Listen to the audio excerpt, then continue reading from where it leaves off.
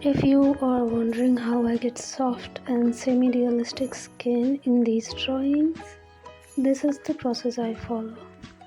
I don't start with a lot of detail. First, I block the base color.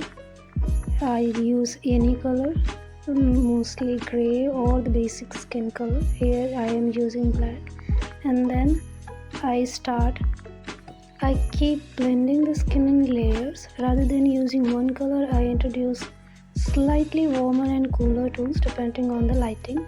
This adds depth and gives the portrait a more lifelike appearance. For blending the hard edges of these colors, I use low opacity brush with light pressure. Instead of dragging the brush across the entire area, I make small strokes that follow the shape of the face.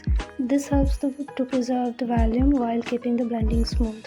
For blending part, I use watercolor mix brush, which helps me smoothen the hard edges of the brush stroke. For highlighted area, I don't use pure white immediately. I slowly increase the brightness in the areas where light gradually hits, such as the forehead, nose, cheeks, and chin. This creates a realistic glow without making the skin look oily. I blend only enough to soften the transition of hard edges. Here are some of my finished artworks where I use same approach.